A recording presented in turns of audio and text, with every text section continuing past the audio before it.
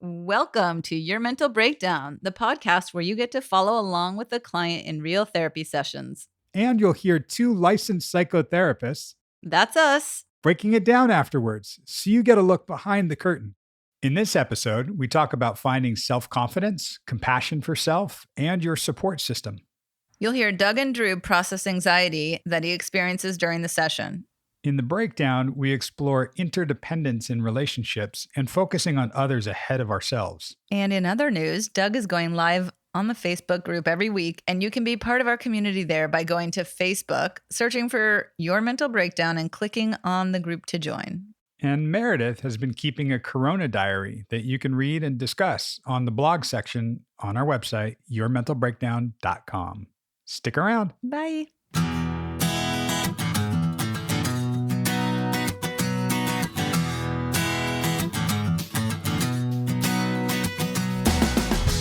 Welcome. I am Doug Friedman. And I am Meredith Levy. And this is Your Mental Breakdown.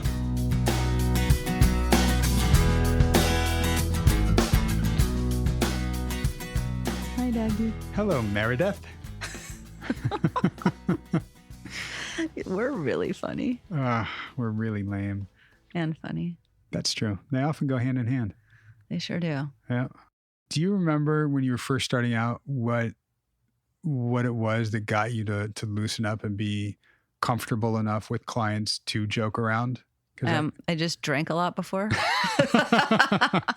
Right before sessions? JK. Right. I remember, I think we were talking about this back when we were doing the roundtable thing, that I was so like...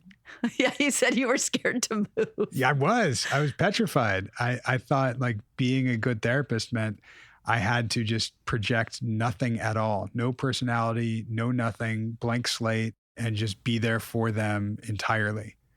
And I was God, afraid to make any movement, grab my water, do anything. That's and now, amazing. I'm incredibly comfortable, relaxed, inappropriate, all those things. Totally. You know what I think?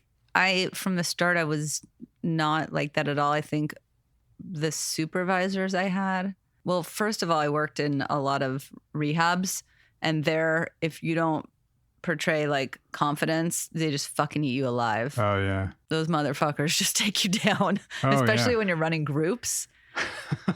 I would sit in there and be like, I will throw your fucking cell phones out the window if you look at it one more time. Wow. And they were like, God, she's a bitch. But they respected me. At least I think so. It's funny. I remember when I started out in residential, that's places where I was working with teens where they live. So they had severe emotional or mental disturbances and they were living at this place. And I was working there. And they could absolutely smell that out. Like if you were not authentic and not yourself, Right. This is their house and Yeah. you're coming to work with them in their house, Right. right? And I remember other people that worked there telling me, oh, they need to fear you first. You're trying to get them to like you. Don't do that. Get them to fear you first, then like you. And like, I don't really agree with that necessarily, but I understand it. Yeah, I think it's don't let them know that you have any fear or doubt about Right. yourself, Right. if anything, Sure. right? Like, sure, we're all human, but I mean, to this day, I see therapists with the lack confidence and be a newbie, and they don't, especially running groups, and when they don't project their voices or when I'm like, oh, damn, dude. How can a client feel comfortable that the therapist knows what they're doing if they don't? Right. And I get it when we all start out in the beginning and we're interns and you learn and grow, and there's sort of just a time and a place for that. And I've had supervisors, therapists that a supervisor, someone who sort of like guides you and you work under them, and who are they're just funnier than shit. And they're Right. just sort of really, off the cuff too. And I think that gave me my sense of how I wanted to be and how I wanted to work. Totally. And that I think you develop that over time. It's just getting more comfortable with yourself, being in the room, being with the client. And I understand when people call me and they want help finding a therapist. They say, I don't want any interns. I don't want anybody new. Like, I get it. I mean, they're looking for somebody experienced and seasoned, and Right. that might be life experience, not necessarily clinical experience. Exactly. I think we talked about that in the roundtable too, is it's not necessarily about age. It's not necessarily about years of being a therapist. There are interns, people who are not licensed, who have been doing this for quite a while, Right. or who are Right. amazing therapists, because that's sort of what they were born to do. They just haven't done it yet. Yeah. Or You know? they have the life experience. They've been doing, they know who they are. I Yeah. would say that's a big piece, and why, you love the idea of being in therapy as a therapist. Yeah. Like, know yourself. And if Totally. you know yourself, sure, you can do anything with confidence. Damn it. I still need to get a new therapist. Yeah. Mhm. Well, and no, I can't be your therapist. Sorry. Fuck. Speaking of you as an amazing therapist, Uh-oh. Yeah. they want to hear our next segment. Well, we can do that. We can get into that. So I think where you guys left off, if you have been with us, then you can ignore the next 12 seconds of what I'm going to say. And if you haven't, all you really need to know for this one is that Drew's girlfriend was out of town, and we were dealing with some of the anxiety and the triggers and the spirals and what's going on, and needing reassurance and figuring ourselves out and feeling our own strength in a relationship. And we'll kind of explore that one and be back with you in a little while. Okay, bye-bye. Bye.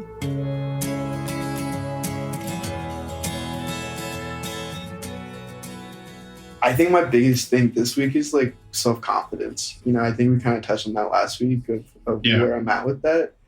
And I think that's my biggest issue right now. Yeah. I mean, even being without her for a few days, however long it was, there was something that shook your confidence. And it was in part your frame of reference for what it was like when you were out with your high school friends, right? Yeah. Or that group, right? Yeah. So you're pulling from your frame of reference, right? But you're also looking at, what am I without her, right? Or I only feel confident when I'm with her. Not that she's okay, when I know she's thinking about me, when I know she's committed to me, when I know she's there for me. Yeah.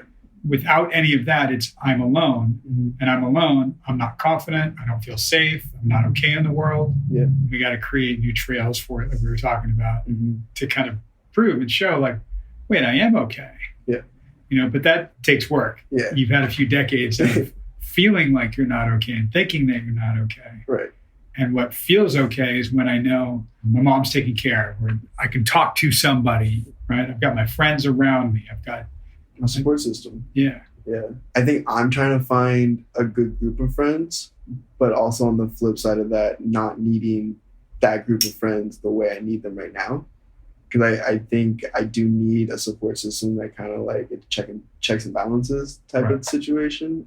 But I think that like right now, like I can't even help myself. What do you mean by that? Like I've been calling them episodes, and I don't know if that's the right terminology for it, but that's just kind of like what I've slapped the label on it. Sure. Kind of when I get going on like a train of thought that's like bringing me down. It's just kind of like an episode for me. And so I'd like to get to the point where I can kind of, I don't know if I'll ever be like in the middle of it, stop, no, I'm okay, flip it around and turn it around. I don't know. I guess like right now I can't help but go all the way there. What is there? Tell me about an episode. Tell me what happens. There's usually a trigger of some sort. So she was out at a bar and she's like, yo, a guy just stole my ring. And I'm like sitting there and I'm like, how the fuck did the guy steal your ring? And so first thought was touchy-feely, grab it off type of thing. And I still have no idea because I kind of didn't want to talk about it with her about like for any reason. But that kind of triggered me to then be like, oh, well, what's she really doing? Where's she at? Who's she with? Is she lying? Is she telling me the truth? And it kind of goes from there. And then I find myself like on a physical level of almost hyperventilating, shaking, clammy, short of breath, just want to get under my blanket and sit there. I know even going like when I'm there, I'm like, yo, I should just get up, go for a walk, do something to kind of get out of this. But I just can't. See, it's hard. I mean, you're describing almost an anxiety attack, if not an attack, just that anxiety spiral, just those thoughts that ruminate, just stay there and just rattle around and drive us nuts, right? Because it will be the what if game that we've talked about. It will be all these scenarios and you have the emotional experience of going through all those scenarios. What if it was touchy-feely? What does that mean? Is she rejecting me? Is she with somebody else? Does she not love me? Am I not lovable? You know, it just gets bigger and bigger and bigger, right? It's like the avalanche. Instead of carving on skis down the trail, you're rolling, you know, and adding to the fucking snowball, right? It's really tough, like you said, to stop in the middle of it, go back to what you know and be okay, right? It's possible. It's just hard to do.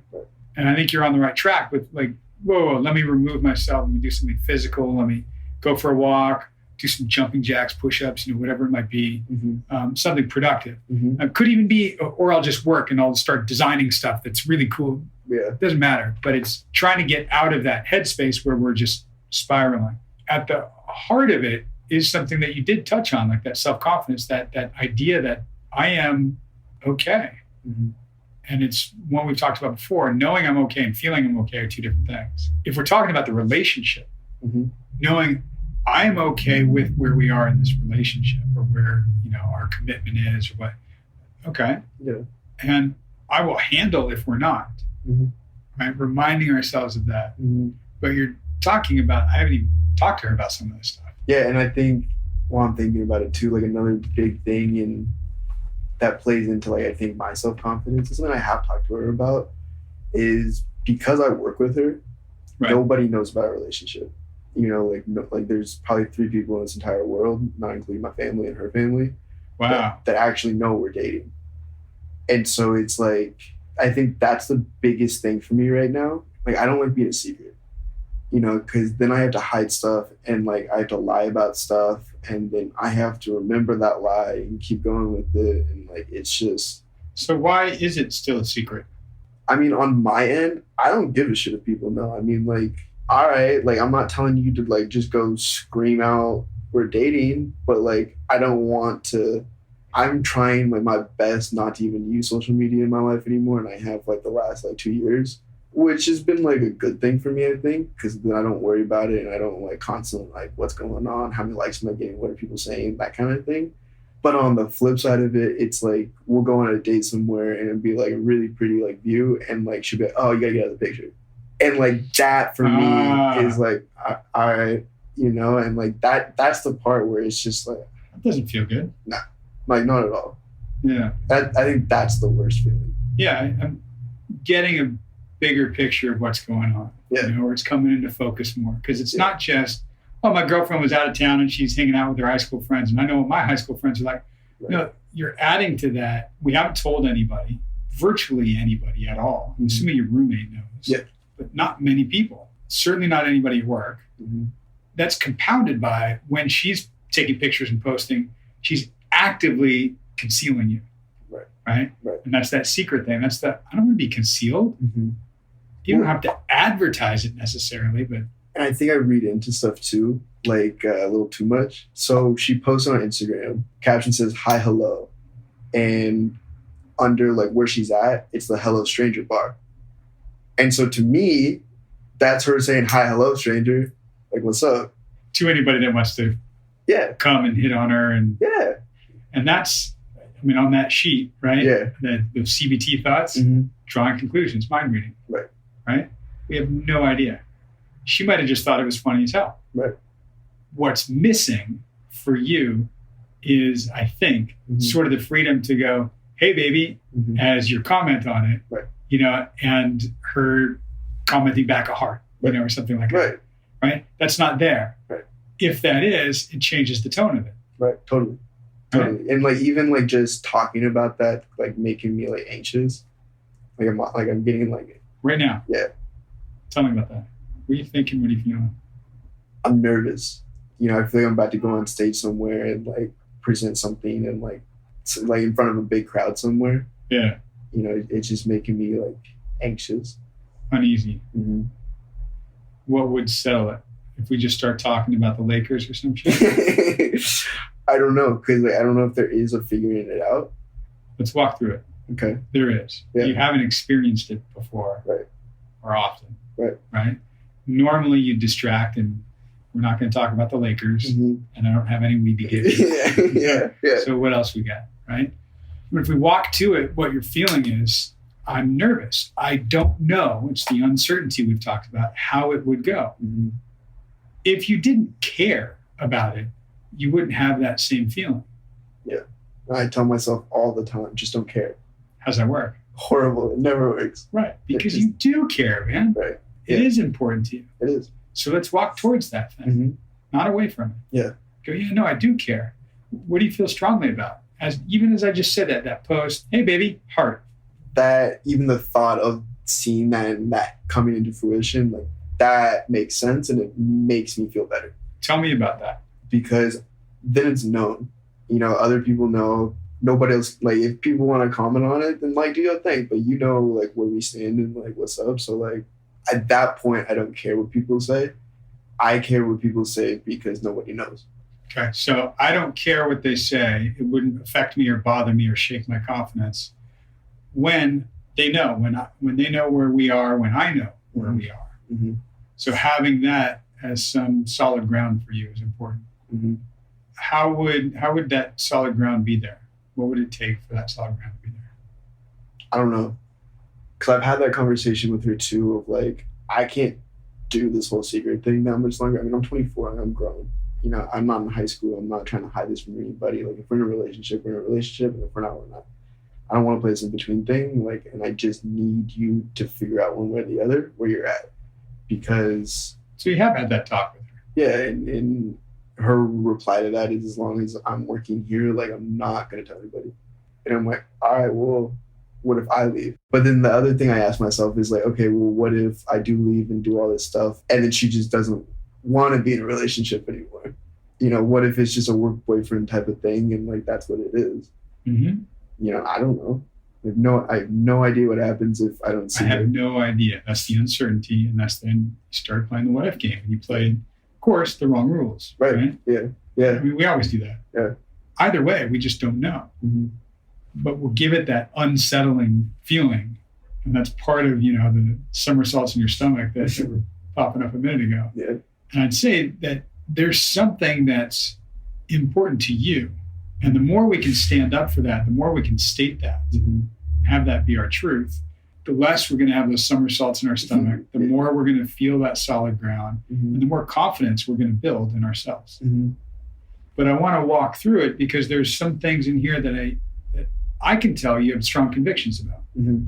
And we're talking about your convictions, what's important to you, Mm-hmm. where your strength is. Mm-hmm.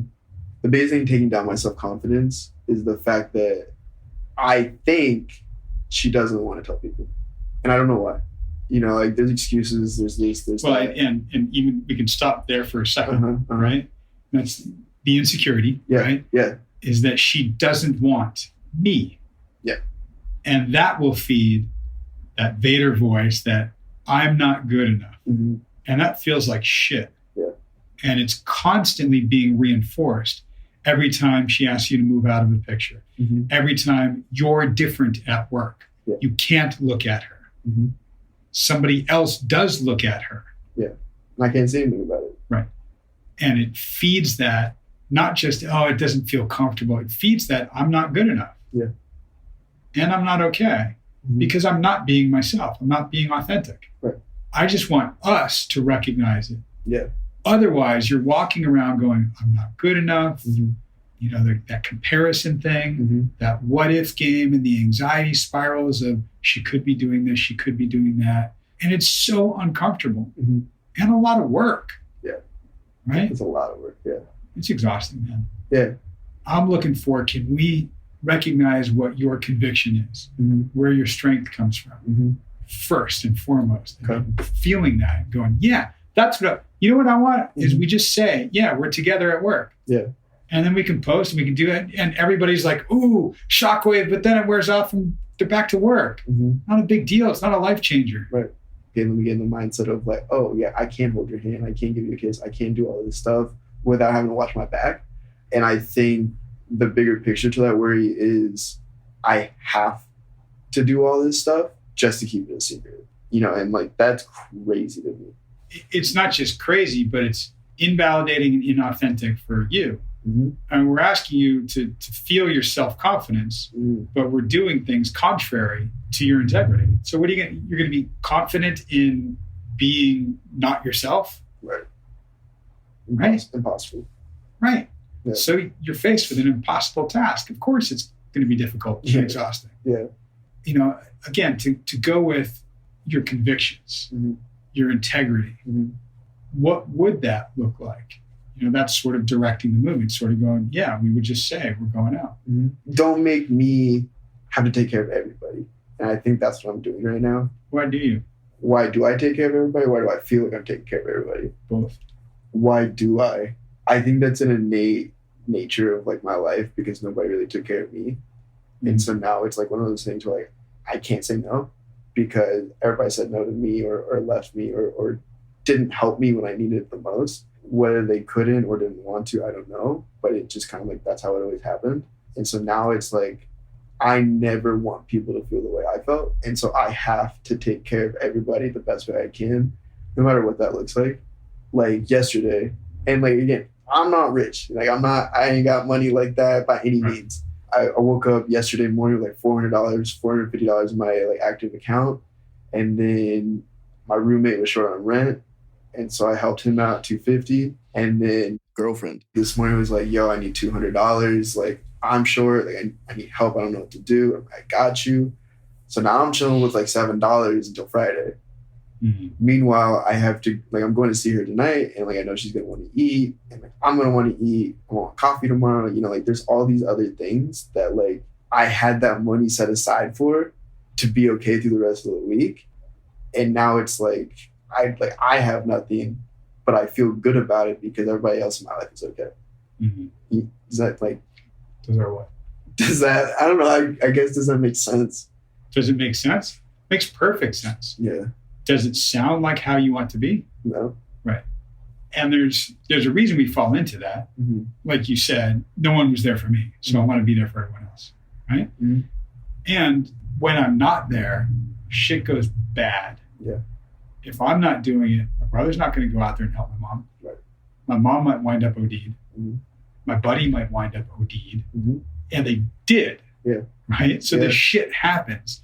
It goes badly. So I got to be hyper vigilant. And nobody did it for me, but now does it for you. I think I'm getting there. Yeah? I think I'm starting to do it for me.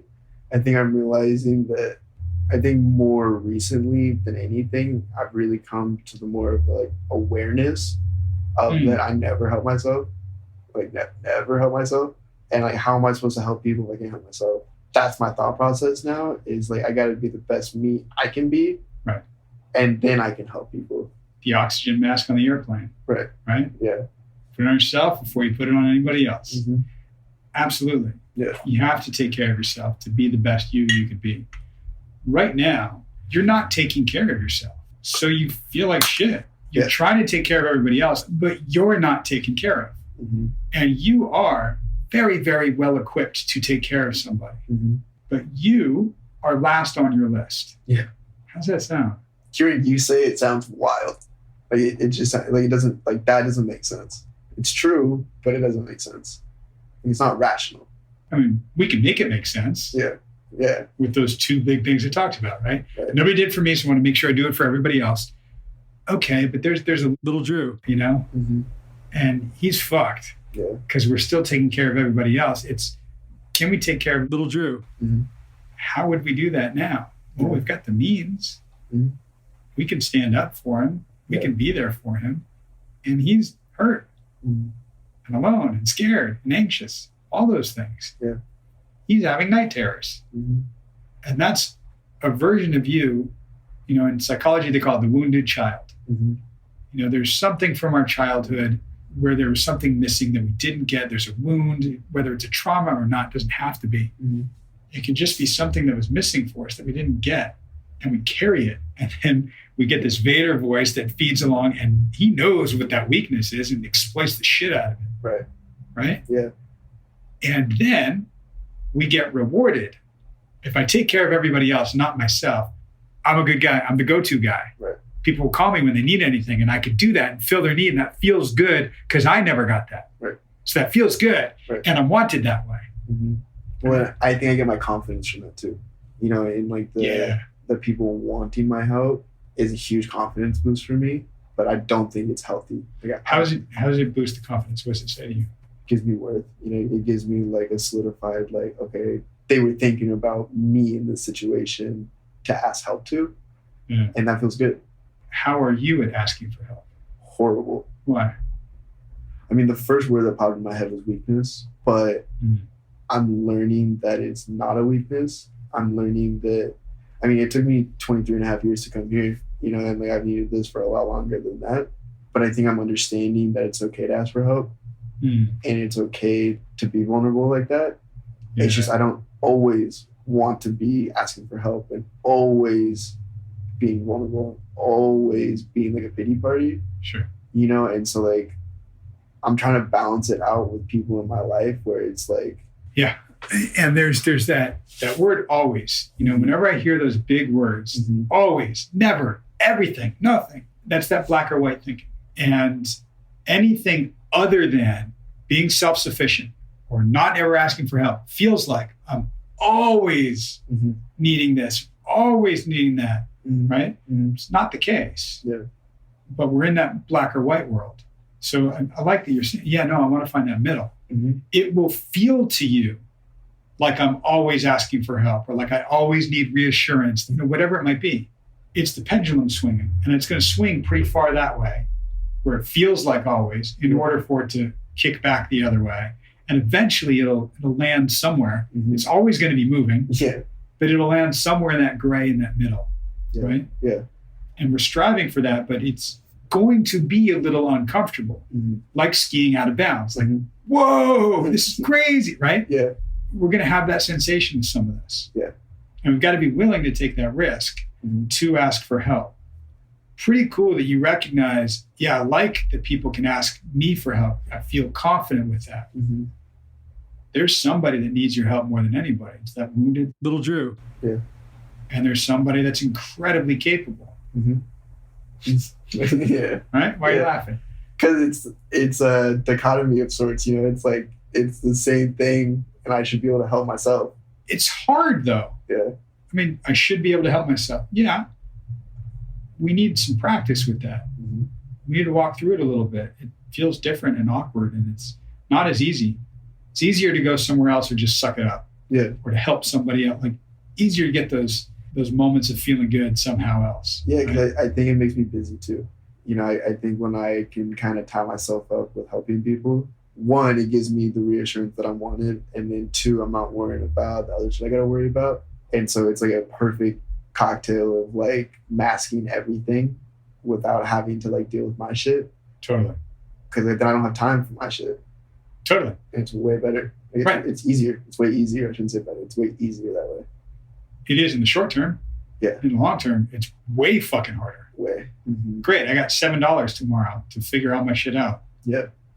Right? Yeah. And I'll do it and I'll figure it out. And I'm good at that. I'm resourceful. I can do it. I can do anything, man. I'm the fucking Green Beret. Yeah. Right? Yeah. But I'll put myself in that mode because I've tended to everybody else's needs and made sure they're all okay. Yeah. Man, if we could apply that to ourselves, but I'll tell you, one of the hardest concepts to understand, I don't know if we've talked about it, so I'll ask this to you and see what comes up for you. Okay. When I say the word compassion, what do you think of? Love. And that's really about it. What does it mean? It just means love, period? Yeah, and I think that's understanding, being there, wholeheartedly understanding, not understanding what you want to understand, but understanding where somebody's coming from. And it's directed at whoever comes to you or whoever's talking to you, or? Yeah, I think compassion you can have for anything, anything and anyone. I mean, I find compassion anywhere from people to work to driving down the road. Yeah. I think you can find compassion in like a lot of different things. I just think it's kind of where your heart's at and like where you want to be and like how you want people to feel. I love that. I really do. I think that's a great description. I think you're spot on. One thing that I'll add to that, which many of us don't think about initially, because compassion we think is, directing it to whoever needs our help, whatever animal, whatever, guy cuts us off on the freeway, whatever it might be. Yeah. Right? But what about compassion for self? Yeah. I don't know what that is. I like, yes, agreed. I just like, if you were like, what is that? I'd be like, use your definition and just apply it to yourself. But we go, no, I don't need that. No, I'm not. No. I'll go last. Put me down last on the list. Yeah. Let me take care of everybody else. Let me show compassion for everybody and everything else first. Yeah. What about little Drew? But I don't know what little Drew needs. You know, it's easy when other people ask for help because like, I need this, and I'm like, done, got it. There's a lot of how you are is that scared kid. Hi, hello. You're smiling. Why? Because I feel like you said it, and I feel like it instantly came back. Like that anxious, unsure feeling. Yeah, that's little Drew. And you weren't feeling that. I mean, when we first talked about it, you were like, oh yeah, I can feel it right now. How were you that the whole other time that we'd been talking? So when I'll put it like this. When I walked in, I was at like a 2, maybe a 3. Said it, went up to like a 9, maybe a 10. Wow. Kind of came back to like a 5 or a 6. And I'm kind of steady at like an 8. Right. Because we just spiked it that way. Yeah. We just looked at, we were moving towards it. We can still hit this and bring it back down. Yeah. We have 5 minutes, we'll do it. Yeah. No problem. Right? Yeah. And it's a weird thing for how it works like that, and how anxiety works, and that spike and what happens. Because sometimes it's just sort of like blushing. Yeah. Right? Mm-hmm. You just get this flush. Mm-hmm. And it just it's this wave that comes over you. Yeah. And when I said hi, hello the second time, think about it being little Drew. Mm-hmm. And we're going to do 2 things. We're going to go with what is little Drew saying, what does little Drew need? Mm-hmm. And then we're going to go, all right, what does big Drew, the compassion, what can he say? But first, before we do that, tell me little Drew. What does he need? He needs reassurance, understanding, and it's the word I'm looking for. I want to say self-awareness in the sense of like, it will be okay. What's that reassurance? Yeah. You can put those together. I would say that's about it. Yeah. Big things, but little, like, small. And because he's feeling completely alone, unsettled, maybe unsafe. Yeah. So, I mean, your very definition of compassion and how you described that when I first said it, again, spot on. So let's apply that to big Drew. What would we say from that compassionate place? I have no idea. It's hard. Yeah. If it were a friend coming to you, it'd be a little easier. Yeah. Right? Yeah. If I was like, hey, my girl just said this thing, like, people don't know that I'm with her, and like you're just hanging me out. Like, what? Oh, it felt awful. Yeah. What would you say to me? I'll tell you that she loves you, and like, it's going to be all right. And she'll be home in a couple of days, and don't worry about it because it's all in your head. Come on, let's go get a burger or something. Yeah. Like, let's go hang out. Let's not worry about that because it doesn't really matter. Yeah, but it's on my mind. I can't shake it. Yeah, let's go do something fun. What do you want to do? So occupy my mind with something else. Yeah. What about that feeling? What if that feeling comes back? What do I do with that? I have no idea. Well, I'll try this one. I'll try to be the voice of big Drew. Yeah. And see how that works. Yeah. Like, well, maybe it's the kind of thing that you can talk to her about again, because it sounds like it's really important to you to have a sense of security in your relationship. Yeah. And to know where you stand, and to have that sort of question mark answered. Yeah. And that idea of, doesn't have to be going public and splashing social media with it, but at least not concealing it. Yeah. That'd be cool. And maybe we can move towards that, because that sounds really important to you. Yeah. I would say almost most important right now. Yeah. And if we listen to that and go like, right, that's your integrity. Is it wants that. Yeah. That's the stability. Right? Yeah. Yeah. So this situation, that post, right, is just a way of saying, oh, you don't have this stability right now. Yeah. And it doesn't feel good. But it's one of those things where, you've heard me say this, it gives us a roadmap to integrity. Right. My integrity says, I don't want to conceal this. I need that burden lifted. I need to just be. Yeah. That's important to me. Yeah. Okay? Yeah. I'm glad at least we recognize that. Yeah. Where's anxiety right now? Low. Low? Low. Like back down to maybe a 5? I'm like a 3 or a 4.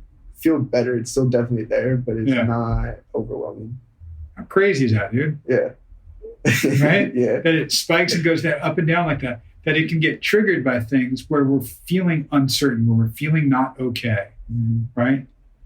And there's that intellectual level that that I've said to you, like, is this thing unsafe, or does it remind me of when I felt unsafe, right? Yeah. There's that thing, we get that. But then this work that we're talking about, the having compassion for it, listening to that little Drew voice of who needs something and what is needed. Yeah. And that big Drew voice. Here's what's important. Here's what we can do. Yeah. You start smiling. Yeah. Why? This is so random. Have you seen the Keanu Reeves meme that's been going around? It's a big Keanu and a little Keanu. No. I got to check that out. I'll send it to you when I find it. There's a little comic strip, like a one panel thing that is brilliant. It's like floated around therapists for a long time. Superman on a therapist couch, wearing full gear, his tights and his cape, crying, saying to his therapist, when is it my turn? Yeah, I feel that for sure. I know you do. Yeah. And there's I guess two answers to that. One is somebody else needs to put on the cape. Yeah. And two is sometimes we need to take the cape off. Yeah. Right? Taking the cape off is I don't have to be there for everybody and help everybody all the time. Right? Find that middle. Yeah. Not that black or white. Find that middle. Yeah. I think that'd be a good thing for me to kind of like work on and kind of figure out what that looks like. And I just got to test it out. I got to see what happens and how it works. And yeah. No, number one, just the awareness of it. If you can recognize little Drew, that's great because it gives you some separation from, oh my God, I'm so anxious about it. It's going to be, oh, little Drew is feeling totally anxious. That makes sense. Okay. Yeah. I see that. Yeah. Yeah, because it's more rational. That's like you said, I don't know how to stop that in the middle or in the moment. Right. Well, okay, let's just recognize what it is, and that will help separate it a little bit. Yeah. And then the compassion you can show for everybody else, trying to show that for yourself. Yeah. So thinking a lot about compassion for self, that's going to be important. And just that feeling big Drew, because that is you, is going, right, what's important to me? My integrity, being able to do this, that's important to me. Yeah. Doesn't mean you have to go out there and fucking hammer it into everybody. Yeah. But it's, no, I need to recognize that feels strong. Yeah. Cool? Yeah. Hell yeah. Yeah. Yeah. I like it, man. I like it.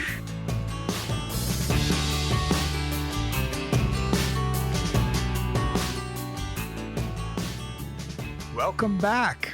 Hello. I'm trying not to say, what did you think? And I'm trying not to say, it was amazing. Well, sometimes it isn't. Okay. This was fucking horrible. Yeah. No, it wasn't. No, it was all right. It was good. Great. What did you think about the content of the session? Let's discuss. All right. Okay. So again, with your clients and your sessions, and I know we don't hear all of it and the stuff in the beginning necessarily, but I really like how he can say, okay, so what I think I want to focus on this week is, right. And I don't get a lot of that necessarily. Or his version of that. I think my biggest thing right now. Oh, yeah. Right. My biggest thing this week is, or my biggest thing right now is, so this week it was self-confidence. Yep.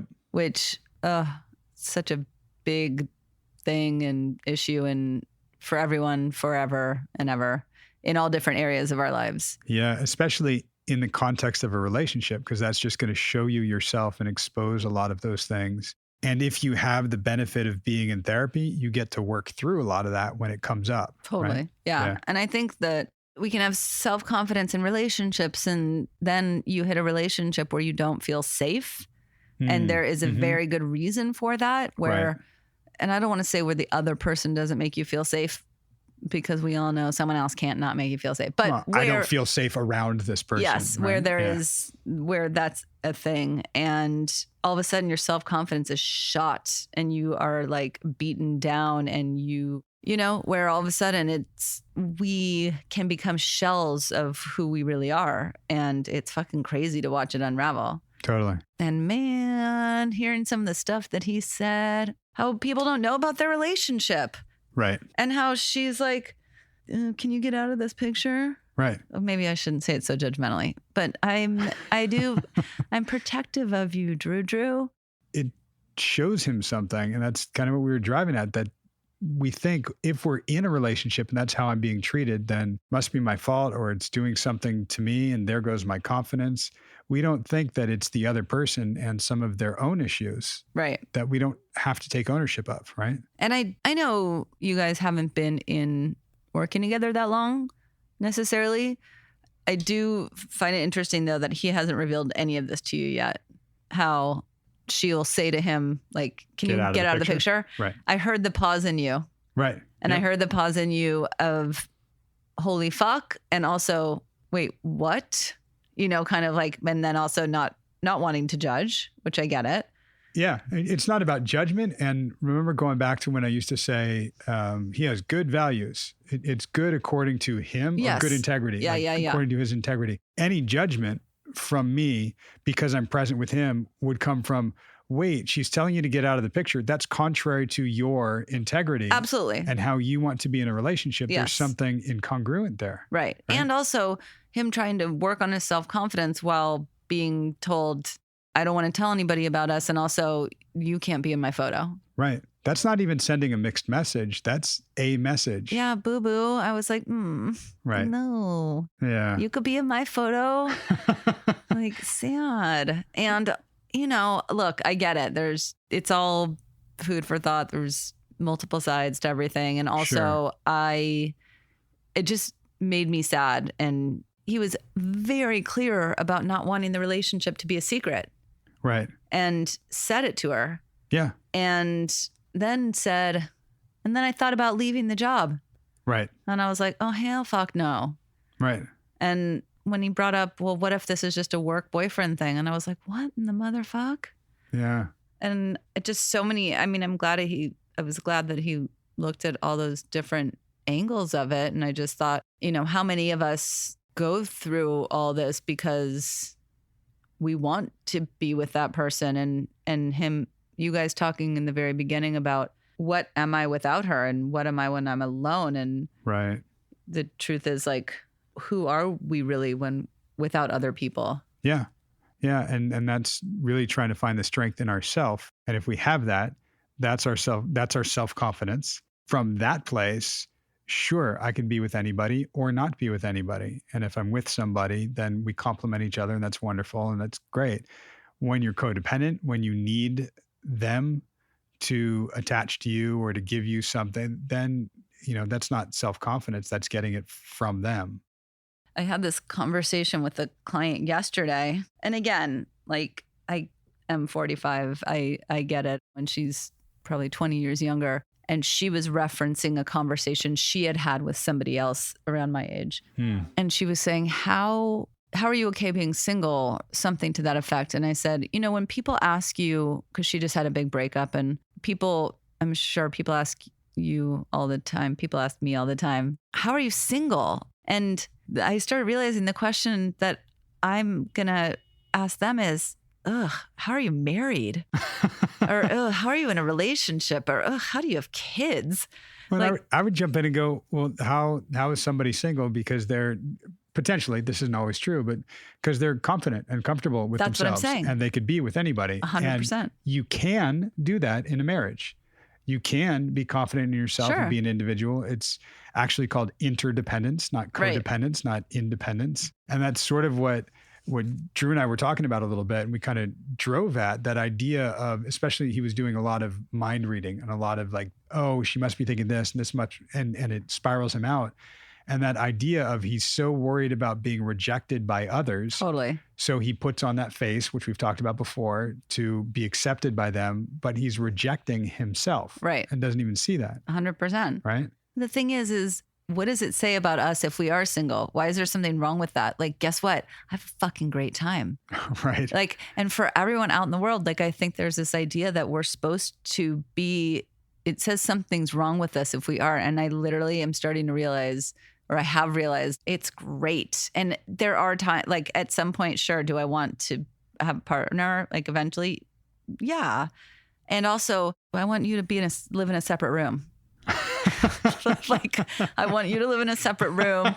I want you to maybe even like live on the other coast sometimes. Wow. Like, yeah, we had separate bathrooms. That was key for us, right? yeah. And I think, it's something that I talk to a lot of single people and people that are thinking about, a relationship or getting married or what that's like. And they think they have to give up so much, Totally. in order to be with somebody. And like, Nope. No, you don't. You don't have to. No. You can be with somebody and bring yourself independently Totally. as an individual to that. Yeah. And I love you saying interdependence 100% because you can still be you, and you both bring things to the table. You have your life, they have their life, you have a life together. Right. Mm-hmm. And again, that's the confidence that he's talking about is who are we without other people? Like, we are ourselves. We're great. We're amazing. And we're empowered. Right. And this is something, I don't know when I throw this at him, but my favorite relationship books ever written are written by this guy named Shel Silverstein, who, if you don't know him, go get to know him. Please. Shel Silverstein's known for writing like kids books and poetry books, and The Missing Piece and The Missing Piece Meets the Big O. I have those both in my house. They're phenomenal books, and I give them to clients sometimes. It's like, these are the best relationship books. Read them and figure out what they mean, and read them with your partner if you want, and talk about it. And because it really is just amazing in terms of the idea of interdependence, the idea of not finding somebody to be your missing piece, right? That you are whole without it. Something we've talked about before. You're beautiful no matter what, like already. Yep. Right? 100%. Yeah. Okay. And one of the other things that you guys talked about was him taking care of other people. Right. And not taking care of himself. And I'm guessing a lot of you guys can relate to that also. Not asking for help. Can you relate to that, Doug? No. You do ask for help? No, you don't. I do it all myself. I'm self-contained. I don't need anybody or anything. I can take care of everything. You and me both. Leave me alone. Go away. Yeah, 100%. Absolutely. I mean, I think we can all relate to that. And there's, something else that he hit in this was that idea of, I never want anybody to feel the way that I did. Mm-hmm. So I'm always going to be there for them. I'm always going to protect them. I'm always going to do this. And, that's where I was kind of driving at, like, what about you? His little Drew. It's that idea of the wounded child, which we study a lot. Go ahead. No, I can see you jumping out of your because seat. I didn't understand when you said hi, hello. Oh. Do you remember it now? Do you get it? No. Okay, so there was a bar. I think it's called the Hello Stranger is the name of the bar. And she Instagrammed a picture of herself outside the bar, and the caption said, "Hi, hello." And he got triggered. Oh. Because he thought that was, "Hi, stranger, come see me at this bar." Right? Yes. Right? And then he said he wanted to write hi or something. I said, what's wouldn't missing? It be nice? Yeah, wouldn't it be nice if you could just say, "Hey, baby," Yeah. And she wrote a little heart. Yeah. That would be their way of saying hi, hello to each other. But instead, he thought she was advertising to strangers, "Hi, hello, here I am. I'm at this bar. Come check me out." Was she?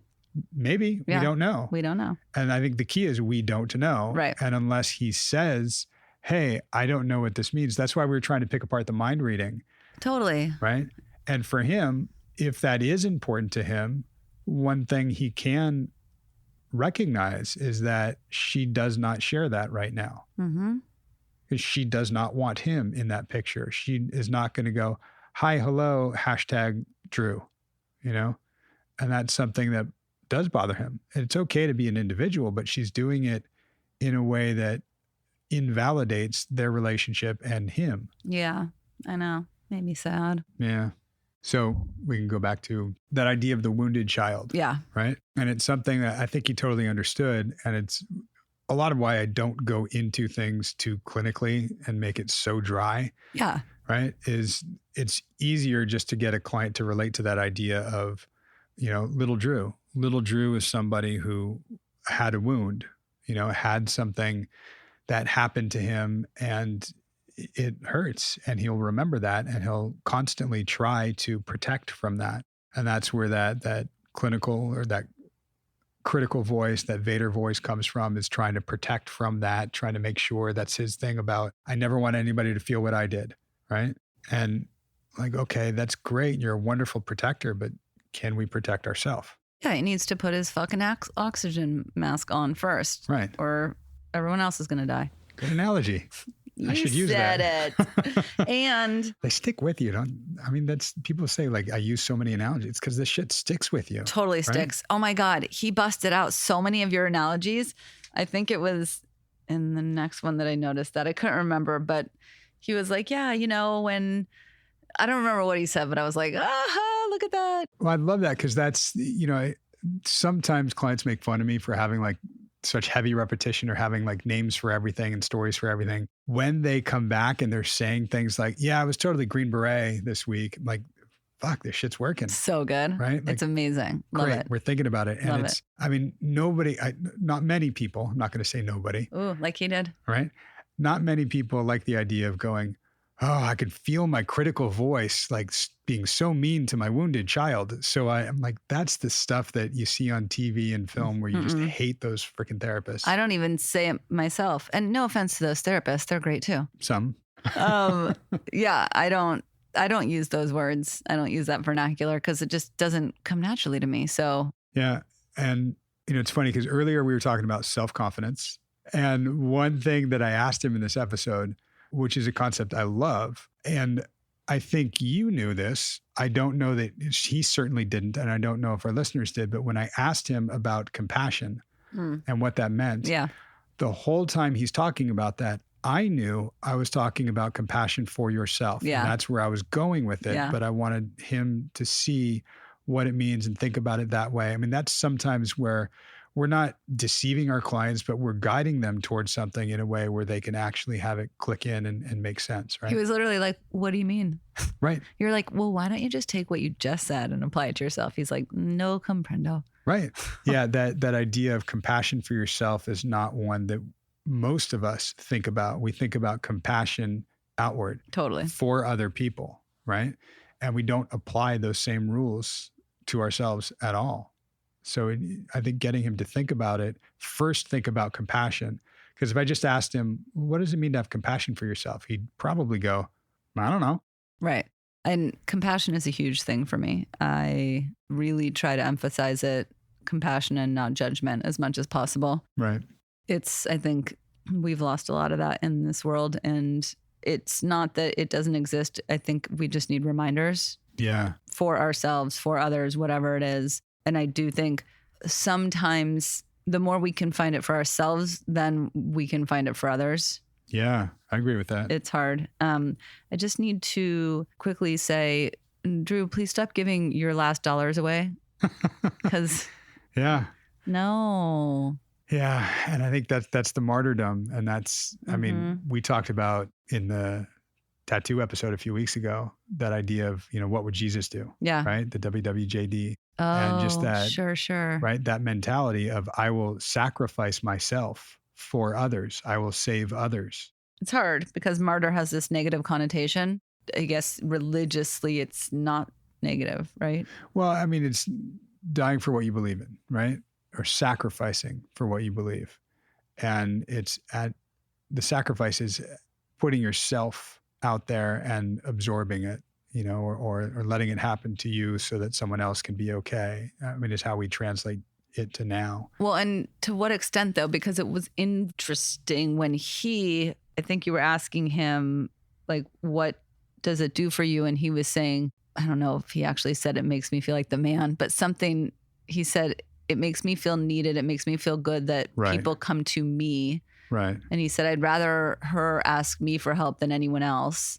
And he said something about, it makes me feel like they're thinking about me when they ask me for help. Right. And that I have value, that I have worth. Right. And that's my self-worth depends on others needing me. That's how I get it. Right. Right.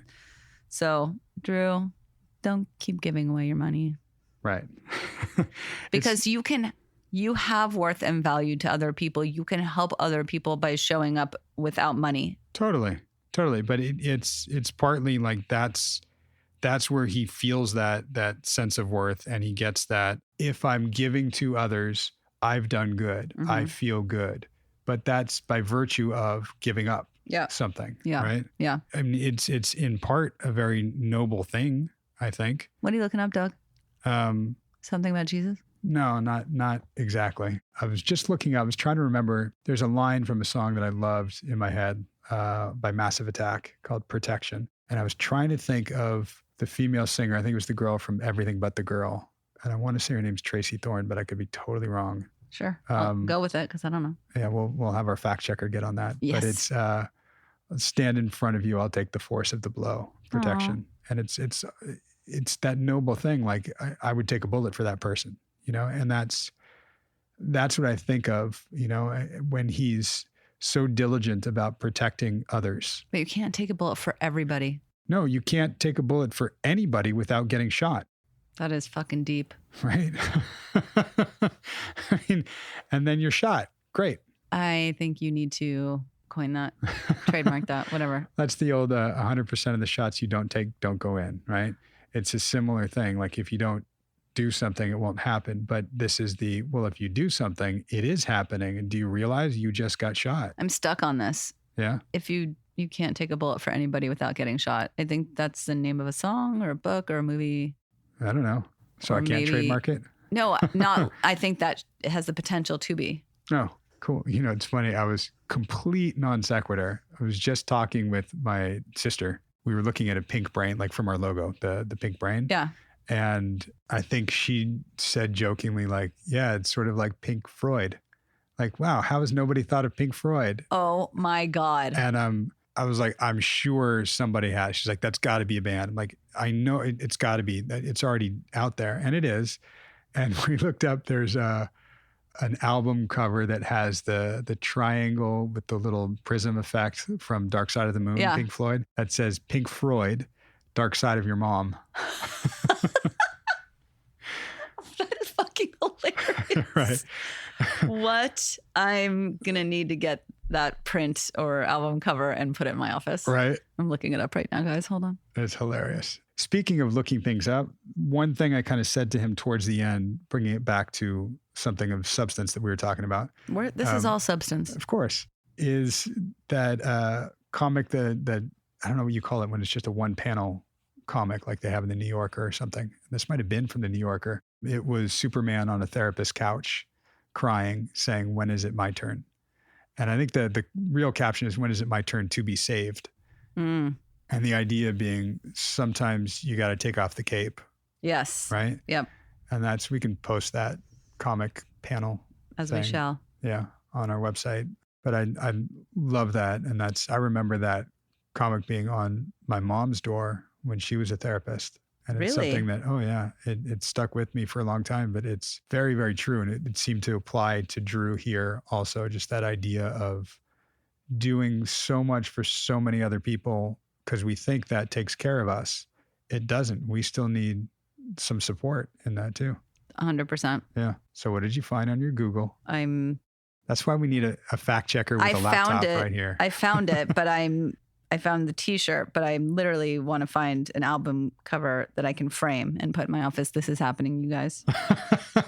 Don't kid. Like literally as we're podcasting, it's no, there we go. I'm ordering it. Hang on. Let me put in my credit card information. Say it out loud. Literally. With your code. Yep. And the expiration. It's happening. Speaking of happening, any more that we wanted to say of what was happening in this one? Or should we gear them up for next week? Gear up. All We're right. moving on. Well, next week, buckle up because we go more into the relationship and take a deeper dive. And something that I love that we get to do is processing some of this stuff in real time during the session as it's coming up for them. So challenging some thought patterns, which you heard me do a little in this one with the mind reading, but we get into that a little more and the issues of self-worth and such. And another one of my analogies that I love using all the time that I can't talk about now because you don't know what we're saying. No. But I will in a week. Yep.